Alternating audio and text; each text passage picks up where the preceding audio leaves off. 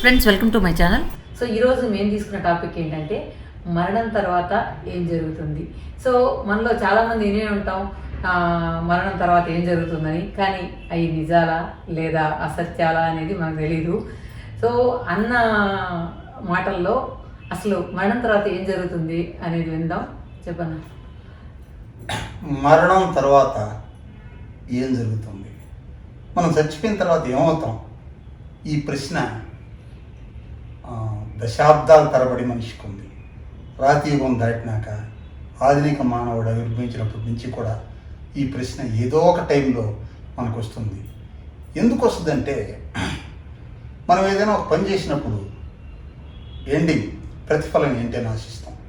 బాగా చదువుకుంటున్నాను, రిజల్ట్ ఏంటి, విజ్ఞానం వస్తుంది, తర్వాత జాబ్ వస్తుంది. లేదు, నేను జాబ్లో బాగుపోతే వ్యాపారంలో పోయినప్పుడు ఈ తెలివితేటలను అక్కడ ఉపయోగిస్తాను. చదువుకున్నాను కాబట్టి వ్యాపారం మంచిగా చేయగలను, ఇంకొక పని మంచిగా చేయగలను, అది నా రిజల్ట్. మనం ఏ పని చేసినా కూడా అంతిమంగా నేను ఇన్ని రోజులు, ఇన్ని సంవత్సరాలు ఇంత ఎఫర్ట్స్ పెట్టాను, నాకు రిజల్ట్ ఏంటి, లాభం కావచ్చు నష్టం కావచ్చు, రిజల్ట్ ఏంటి అని ఆలోచిస్తాను. జననం, జీవనం, మరణం. నేను జన్మించాను, 70 సంవత్సరాలు, 80 సంవత్సరాలు, 90 సంవత్సరాలు జీవించాను, అయిపోయింది. రిజల్ట్ ఏంటి? చనిపోయిన తర్వాత ఇంకేం లేదా? నథింగ్. లాభం నష్టం ఏమీ లేదా అని అంటే, ఇది నేను ఆల్రెడీ చెప్పాను, శతాబ్దాల తరబడి మనిషికి తెలుస్తున్న ప్రశ్న. దానికి చాలామంది చాలా రకాలుగా చెప్పారు, కానీ దేనికి కూడా 100% రుజువులు లేవు. కానీ దేన్ని కూడా గట్టిగా కొట్టిపారేయలేని పరిస్థితి. ఎందుకంటే మనం ఒక దాన్ని నిజమని నిరూపించాలన్నా రుజువు ఉండాలి, అబద్ధం నిరూపించాలన్నా రుజువు ఉండాలి. అది అబద్ధం అంటే ఎలా అబద్ధమో చెప్పాలి, నిజం అంటే ఎలా నిజమో చెప్పాలి. కొన్నిటిని మనం అబద్ధం అని చెప్పలేం, నిజమని చెప్పలేం. కాబట్టి ఆ థీరీని నమ్మితే నమ్మాలి. ఇప్పుడు కొంతమంది కొన్నిటిని నమ్ముతారు, నమ్మకం, ఆ నమ్మకం నిజం కావచ్చు, కాకపోవచ్చు. ఇక్కడ చాలామంది చాలా రకాలుగా చెప్తూ వచ్చారు వందల సంవత్సరాలుగా. వాళ్ళలో 2 థీరీలు ప్రధానమైనవి. ఒకటి ఆస్తికులు, అంటే దేవుణ్ణి నమ్మేవాళ్ళు చెప్పే థీరీ. ఇంకొకటి నాస్తికులు, దేవుణ్ణి నమ్మని వాళ్ళు చెప్పే థీరీ. కానీ దేవుణ్ణి నమ్మేవాళ్ళు ఎక్కువ ఉంటారు. ఇప్పటికి కూడా 100కి ప్రపంచవ్యాప్తంగా మనకి 780 కోట్ల జనాభా ఉంది. ఇప్పుడు అప్రాక్సిమేట్లీ 800 కోట్ల జనాభా. 90% మంది దేవుని నమ్ముతారు. అది హిందూ మతం కావచ్చు, క్రైస్తవం కావచ్చు, మహమ్మదీయ మతం, అదే ముస్లిం మతం కావచ్చు, లేకపోతే బౌద్ధం కావచ్చు, ఇంకోటి కావచ్చు. 90% మంది జనాలు దేవుని నమ్ముతారు. 10% మంది నాస్తికులు ఉన్నారు. ఇంతకుముందు పాత తరంలో మనం చనిపోతే, మనం పుణ్యం చేసి ఉంటే స్వర్గానికి వెళ్తాం. ఇది హిందూ మతం తీరి.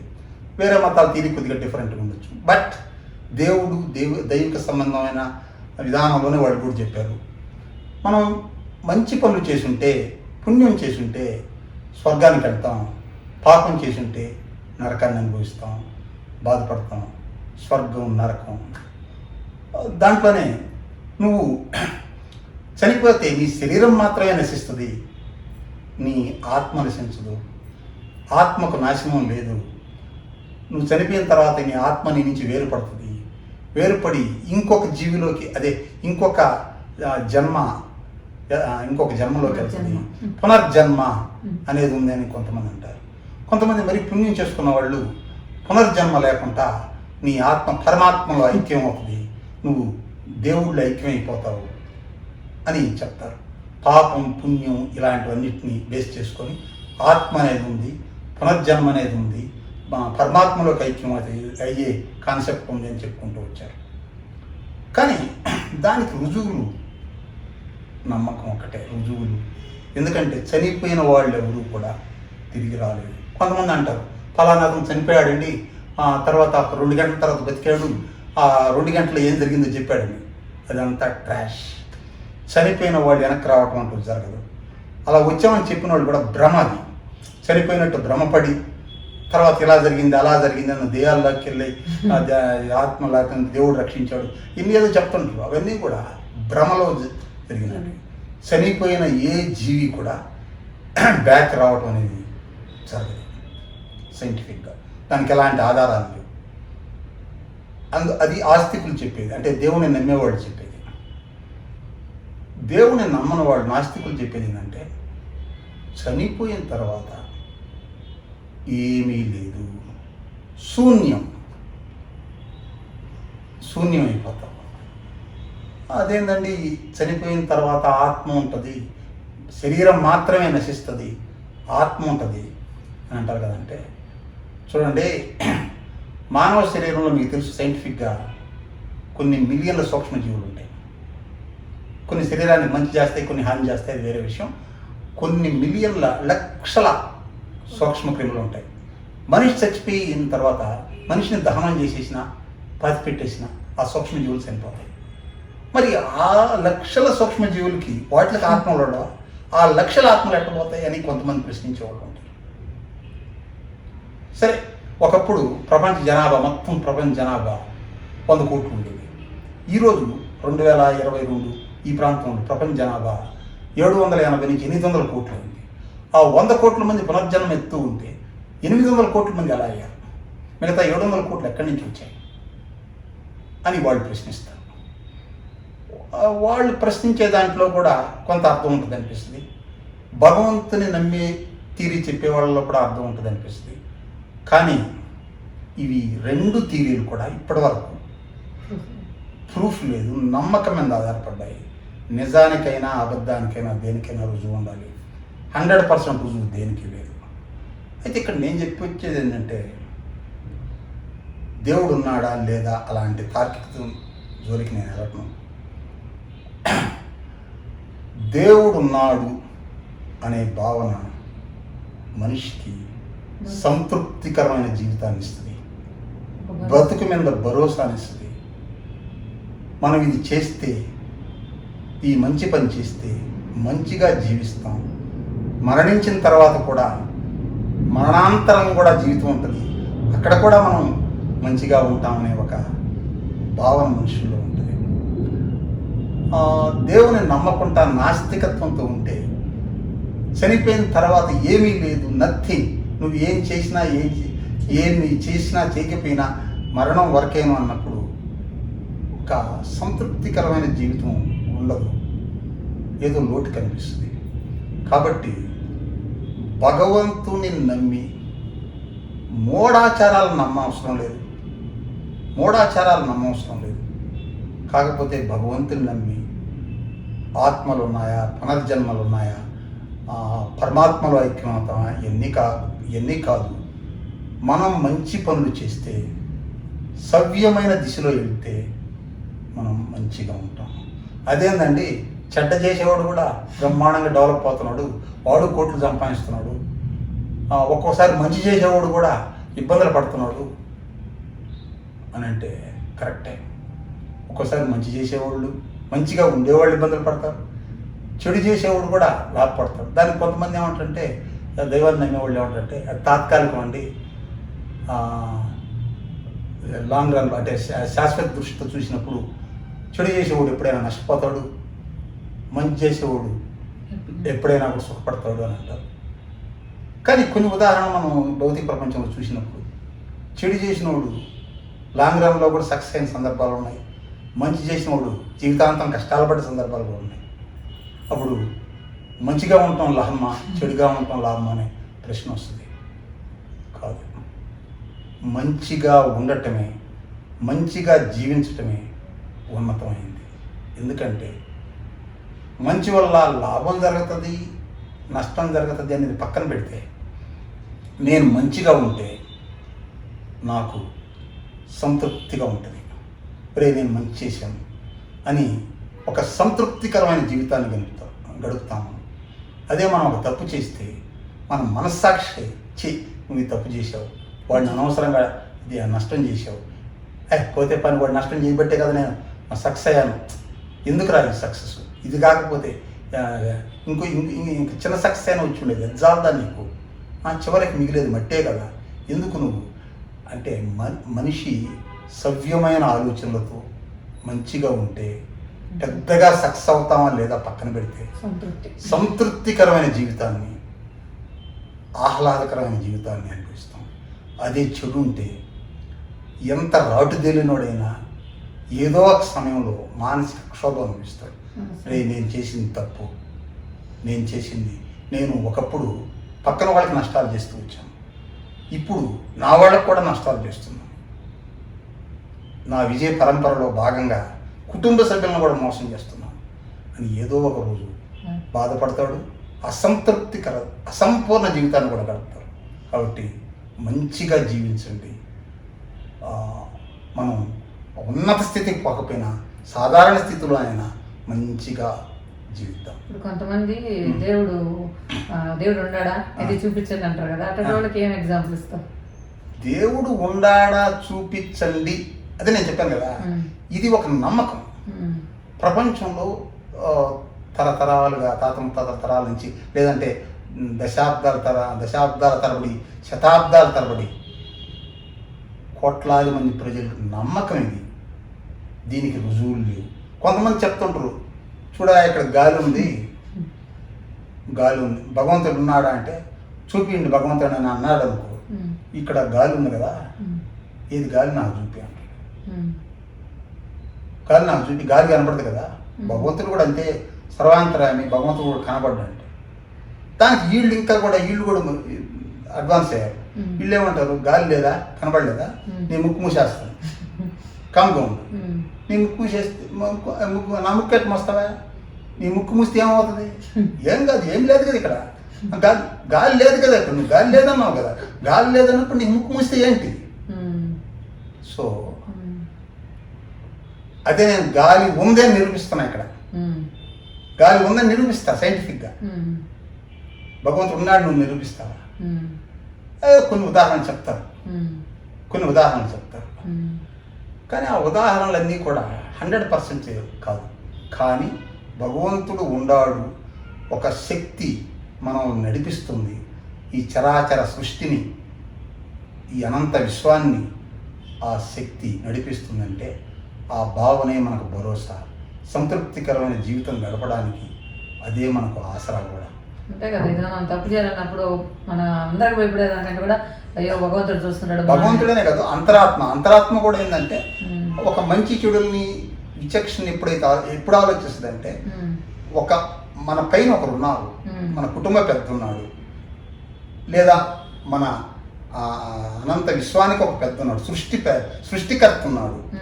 కుటుంబ పెద్దను చూసి కుటుంబం భయపడుతుంది, సృష్టికర్తను చూసి యావత్ సృష్టి భయపడుతుంది అన్నట్టుగా ఉన్నాడు అని చెప్పి ఒక భరోసా ఉంటాడు. ఒకటి దేవుడు లేడు అని అనుకుంటే నీకు వచ్చే లాభం ఏంటి? దేవుడు ఉన్నాడు అనుకుంటే నాకు ఒక సంతృప్తికరమైన ఉంటుంది, నాకు ఒక భరోసా ఉంటుంది. దేవుడు లేడు అని అనుకుంటే నాకు వచ్చే లాభం ఏంటి? దానికి నాస్తికులు ఏమంటారంటే, దేవుడి పేరు చెప్పి కొన్ని మూఢాచారాలు చేస్తున్నారు, అట్ట చేస్తున్నారు, భావాలు గీపాలని. మూఢాచారాలని దేవుడిని నమ్మేవాళ్ళు ఎవరు సమర్థించారు?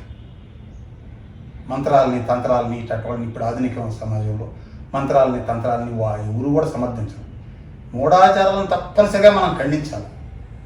కానీ దేవుడు ఉన్నాడు, దేవుడు మంచి చేయమంటున్నాడు, మంచివాడికి సహకారం ఇస్తాడు అనే భావన మనం ఎప్పుడు నమ్మాలా? అది నమ్మకపోతే నీకు వచ్చే లాభం ఏంటి? దేవుడు లేడంటే నీకు వచ్చే లాభం ఏంటి? దేవుడు ఉన్నాడంటే నీకు వచ్చే లాభం ఉంది, మానసిక తృప్తి ఉంది. అంటే నువ్వు మూఢాచారాలు నమ్మొద్దు, నువ్వు మంచి మంచి ఆచారాలను నమ్ము, మూఢాచారాలు నమ్మొద్దు. ఇంకా ఫేవరెట్ క్వశ్చన్స్ ఇంకేంటంటే, ఇప్పుడు కొంతమంది ఏంటంటే అయితే ఈ పూజలు చేసేస్తే ఇది జరిగిపోతుంది, మేము మొక్కున్నాం, ఇది జరిగిపోయింది, మొక్కు తెచ్చుకోవడానికి వెళ్తున్నాం అట్లా అంటారు కదా. అది కూడా నమ్మకం. ఇప్పుడు ఒక దేవుణ్ణి నువ్వు మొక్కున్నావు దేవుణ్ణి, ఆ మొక్కు తీరితే నేను నీ దగ్గరికి వచ్చి గుండు కొట్టించుకుంటాను, లేదంటే నీకు ఎంత కానుకలు ఇస్తాను, నీకు ఇలా అభిషేకాలు చేపిస్తానని నువ్వు మొక్కున్నావు.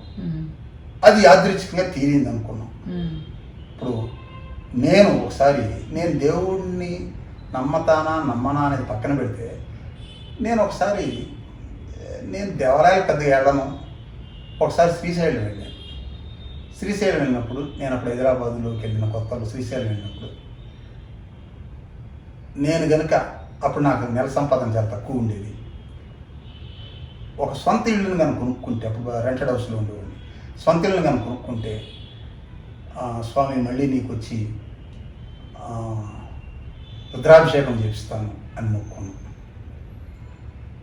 నేను ఊరికేనే మొక్కున్నా, అంటే ఇంట్లో వాళ్ళు మొక్కోమంటే మొక్కున్నా, మనస్ఫూర్తిగానే అనుకున్నా. నేను వేరే ఆలోచనలు దురుద్దేశాలు పెట్టుకోకుండా వచ్చినాను.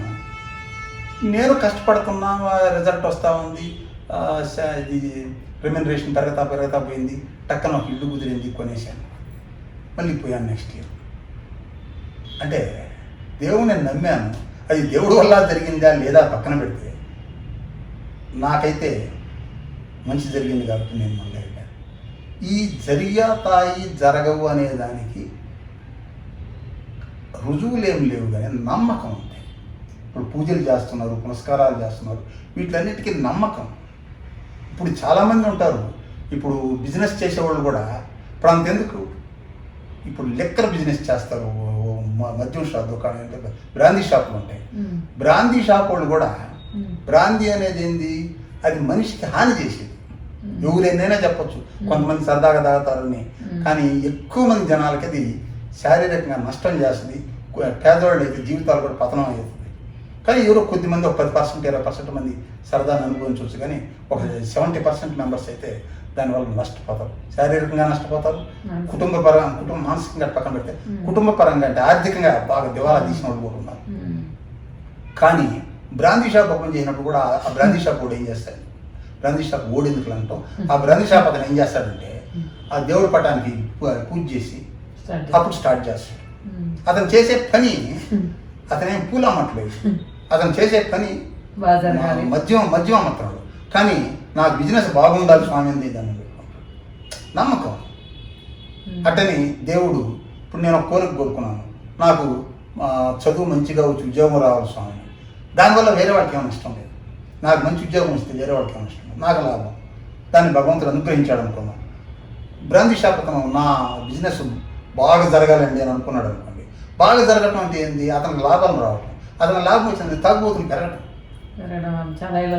కాబట్టి మనశ్శాంతి పోవటం అంటే పోనిచ్చి ఆర్థికంగా పతనమైన వాళ్ళు చాలా మంది ఉన్నారు, చచ్చిపోయిన వాళ్ళు కూడా ఉన్నారు. ఆరోగ్యం పతనమైన వాళ్ళు ఉండరు, ఆర్థికంగా పతనమైన వాళ్ళు ఉండరు. చాలా ఇబ్బంది, క్రియేటివిటీ కూడా దెబ్బతినిపోద్ది, మనం చేసే పని మీద కాన్సన్ట్రేషన్ ఉండదు. సో ఇప్పుడు చూడు, ఏ బిజినెస్ చేసే అంటే ఏ పని చేసేవాడైనా నా పని బాగుండాలని కోరుకుంటాడు దేవుని. ఆ పనుల్లో కొన్ని మంచి ఉంటాయి, కొన్ని చెడు ఉంటాయి. కానీ చెడు కదా నాకు మేలు చేయడం భగవంతుడు అని అనుకో, నమ్మకం అది. చచ్చిపోయిన తర్వాత ఏం జరుగుతుంది అనేది, చనిపోయిన తర్వాత ఏం జరుగుతుంది అనే దానికి ఇవన్నీ మనం సృష్టించుకున్నాం. ఈ థియరీలన్నీ కూడా చనిపోయిన తర్వాత ఆత్మకి నాశనం లేదు, శరీరం మాత్రమే నశిస్తుంది, ఆత్మ మరో శరీరంలోకి వెళ్తుందని ఒక థియరీ చెప్తుంది. నువ్వు పాపాలు చేయకుండా పుణ్యాలు చేసుంటే భగవంతుడిలో ఐక్యం అవుతాడు, పరమాత్మలో ఐక్యం అవుతుంది, ఆత్మ పరమాత్మలో ఐక్యం అవుతుందని కొంతమంది అంటారు. ఎనీహౌ నువ్వు మంచి చేస్తే అక్కడ పుణ్యం చేస్తే మంచి ఏంది స్వర్గం ఉంటావు, పాపం చేస్తే నరకం ఉంటుంది అని ఒక థియరీ చెప్తారు. అదే నాస్తికులు అయితే స్వర్గం నరకం ఇవన్నీ ఏం లేదండి, ఇవన్నీ ఏం లేదు, శూన్యం. మనిషి చనిపోతే శూన్యం, నీలో లక్షలాది బ్యాక్టీరియాలు ఉంటాయి, వాటి ఆత్మలు ఏం కావాలి, శూన్యం. మనిషి చనిపోతే, మరి మనిషి చనిపోతే శూన్యం కదా. మనం పుట్టక ముందు ఎక్కడున్నాం, చనిపోయిన తర్వాత ఎక్కడికి వెళ్తాం. పుట్టక ముందు క్రియేషన్, చనిపోయిన తర్వాత డెస్ట్రాక్షన్. ఏం జరుగుతుంది అంటే ఇవి సమాధానం లేని ప్రశ్నలు. సమాధానం లేదని కాదు, 95% మెంబర్స్ సంతృప్తికరంగానే ఉన్నారు, దేవుడు ఉన్నాడు మంచి చేస్తాడని.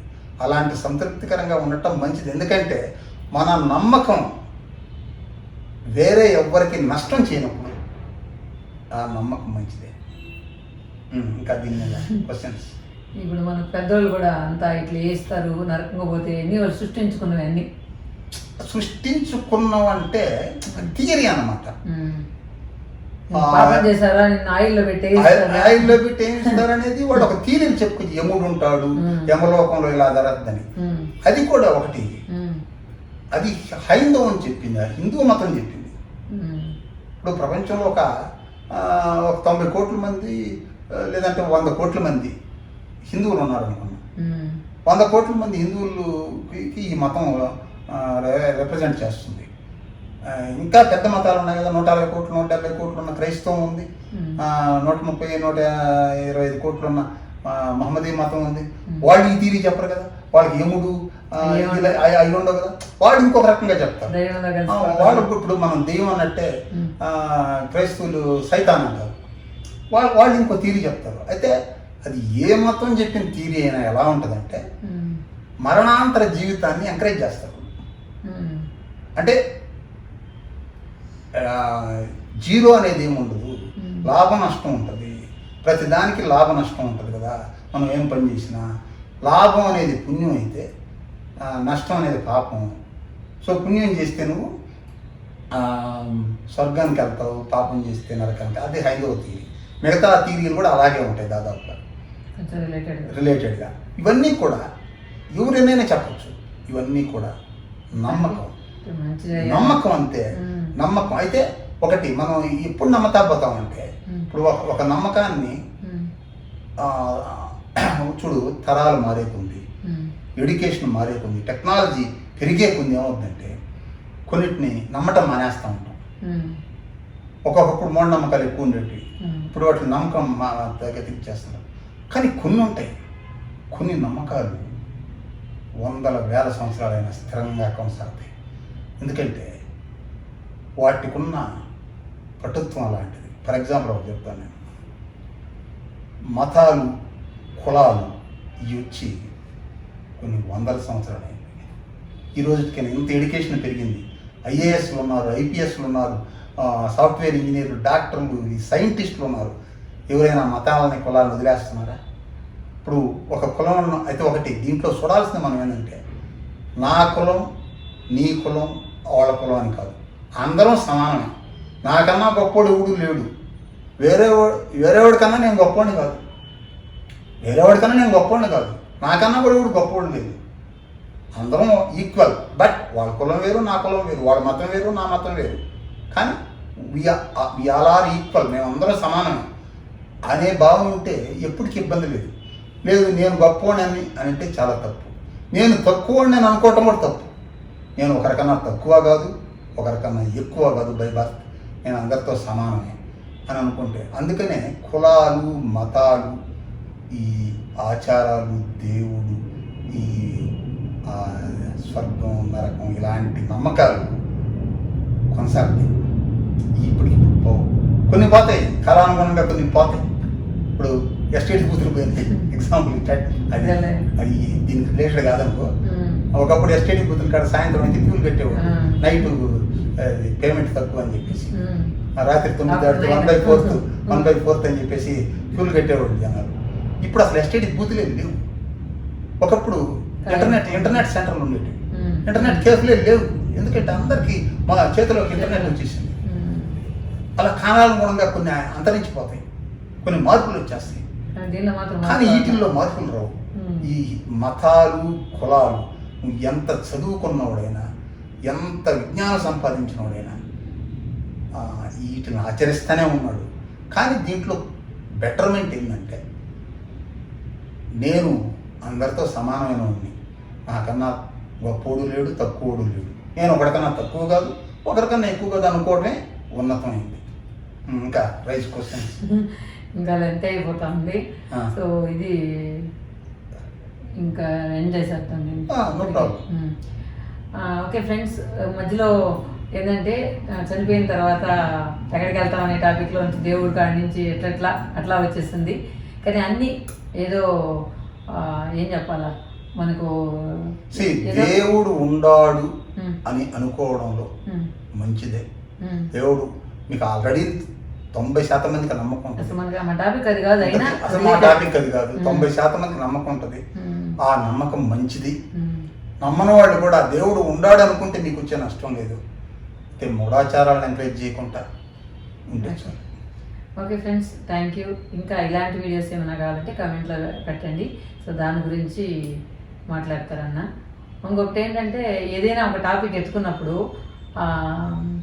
అన్న అరుస్తూ ఉంటాడు చెప్తా ఉంటే కూడా, కానీ ఏదైనా అనర్గళంగా మాట్లాడేస్తాడు అనమాట. అది ఈరోజు ఏం టాపిక్ కావాలంటాడు, నేను ఈ టాపిక్ అంటే చెప్పేస్తాడు అనమాట. అలా మీరు కూడా మీ టాపిక్స్ అడగండి. సో అన్న మాటల్లో తన ఒపీనియన్ ఏంటి, తను అనలైజ్ చేసింది ఏంటి అనేది కొన్ని ఎగ్జాంపుల్ చెప్తా ఉంటే, ఇవి ఎక్కడైనా చదివావా, ఎక్కడైనా విన్నావా అంటే కాదు, అనలైజ్ చేసి చెప్తున్నాడు, ఇలా ఉండొచ్చు, ఇలా జరగచ్చు అని. కానీ రియల్గా అనిపిస్తే నాకు విన్నప్పుడు, నేను ఒక ప్రేక్షకుడిని విన్నప్పుడు, ప్రేక్షకురాలకి విన్నప్పుడు నాకు నిజమా అనిపిస్తుంది అనమాట. అట్లా ఇంట్రెస్టింగ్గా చెప్తా ఉంటాడు. దీని మీద కూడా మీ ఒపీనియన్ ఏంటనేది కమెంట్లో చెప్పండి. ఇప్పుడు ఈ మధ్యగా రీసెంట్గా ఈరోజు నేను ఒక వీడియో పెట్టాం, ఫ్రెండ్స్తో మాట్లాడినప్పుడు కూడా మేము అసలు ఎక్స్పెక్ట్ చేయలేదు అన్న అంత బాగా చెప్తాడని, ఎంత బాగా చెప్తున్నాడు అని చెప్పన్నారు. అలాంటి మాటలు విన్నప్పుడు కొంచెం నాకు బాగా అనిపిస్తుంది, ఎంకరేజ్గా ఉంటుంది అనమాట. సో మంచి ఎప్పుడైనా సరే ఎంకరేజ్ చేయడంలో తప్పు లేదు అనిపిస్తూ ఉంటుంది. సో అలాగే మీకు నచ్చితే ఖచ్చితంగా కమెంట్ అయితే చేయండి. ఒకవేళ నచ్చకపోయినా కూడా, లేదా ఏదైనా మీరు క్వశ్చన్స్ రైజ్ చేసినా కూడా ఆ క్వశ్చన్స్ కూడా రైజ్ చేయండి. దానికి ఆన్సర్, ఇప్పుడు ఈ టాపిక్ మీద ఏదైనా క్వశ్చన్స్ మీరు రైజ్ చేసినట్లయితే నెక్స్ట్ వీడియోలో ఈ క్వశ్చన్స్కి ఆన్సర్స్ చెప్తాం, లేదా మొత్తం ఒక ర్యాండమ్గా ఒక 10 వీడియోస్ తీసుకొని వాటి క్వశ్చన్స్ ఆన్సర్స్ మీరు అడిగింది ఎవరు అడిగారు, దానికి ఆన్సర్ ఏంటి అనేది కూడా చెప్పడం జరుగుద్ది. Okay friends, thank you for watching.